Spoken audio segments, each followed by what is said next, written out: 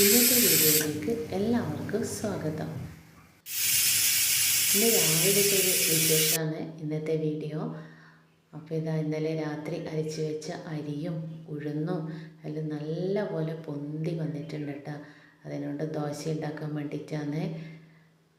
എങ്ങനത്തെ ദോശ വേണമെങ്കിൽ ഉണ്ടാക്കാം കേട്ടോ. നെയ് റോസ്റ്റാക്കാം, നല്ല കട്ടി തട്ട് ദോശയില്ല അതുണ്ടാക്കാം, എല്ലാ തരത്തിലും ദോശ ഉണ്ടാക്കാൻ പറ്റിയ കൂട്ടുകായി വന്നിട്ടുണ്ട്.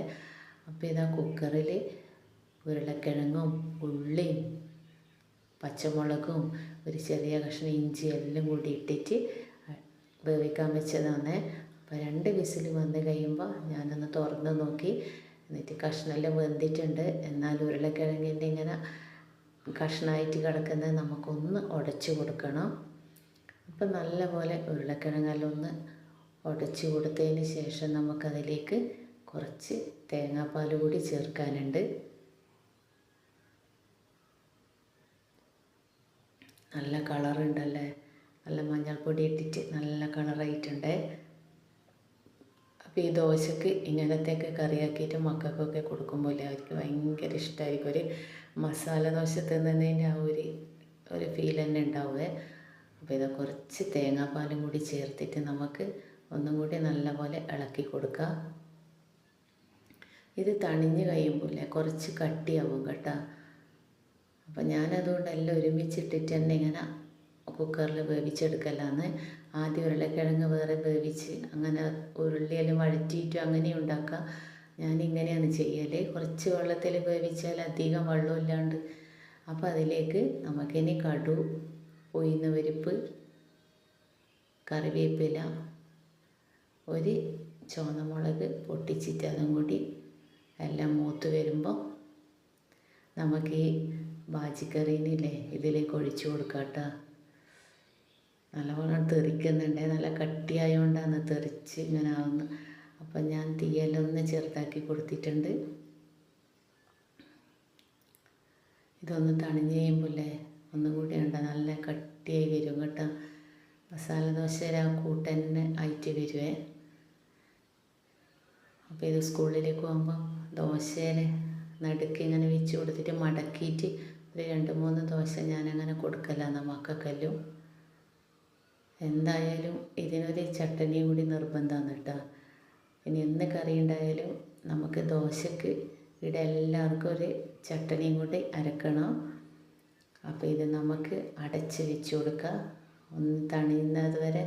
അപ്പം ദോശയിൽ ഞാൻ ചുട്ടെടുക്കട്ടെ. അതവിടെ കിടന്ന് നല്ലപോലെ ഉറച്ച് വരട്ടെ.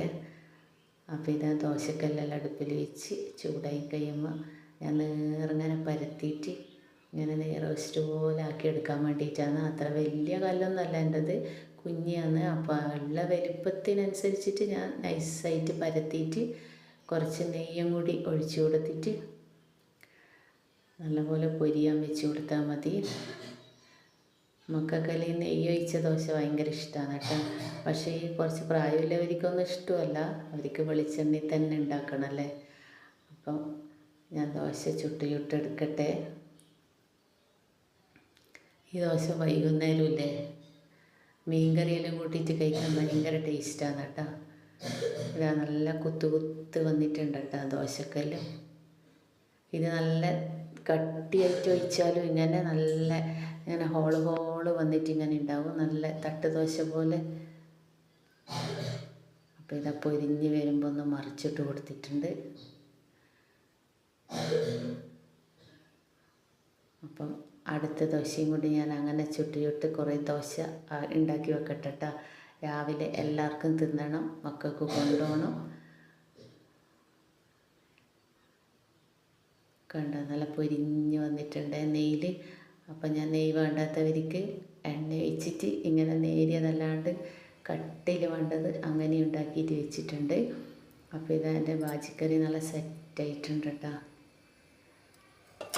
ഞാനൊന്ന് തുറന്ന് നോക്കിയാൽ നല്ല ഉറച്ച് നിൽക്കുന്നുണ്ട്, നല്ല ഉറച്ച് വന്നിട്ടുണ്ട് കേട്ടോ. ആ വെള്ളമെല്ലാം അപ്പോൾ കട്ടിയായിട്ടുണ്ട്.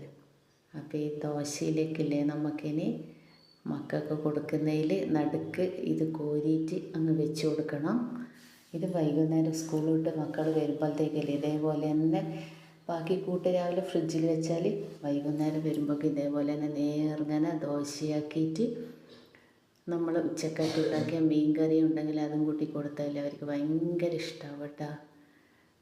ഞാനിനി ഇതിൻ്റെ ബാക്കി അങ്ങനെയാണ് ഉണ്ടാക്കൽ. അപ്പോൾ വിശപ്പ് അടങ്ങും, അരി ഭക്ഷണമായില്ലേ. അങ്ങനെ ഹോട്ടലിൽ നിന്നോ ബേക്കറിയിൽ നിന്നോ അങ്ങനെ വാങ്ങേണ്ട ആവശ്യമില്ല. അപ്പോൾ ഇതാ ഇങ്ങനെയാണ് ഞാൻ മക്കളെ കണ്ണ് പൊട്ടിക്കൽ മസാല ദോശ പറഞ്ഞിട്ട്. പക്ഷേ അതിൻ്റെ രുചി തന്നെ ഉണ്ടാവും കേട്ടോ.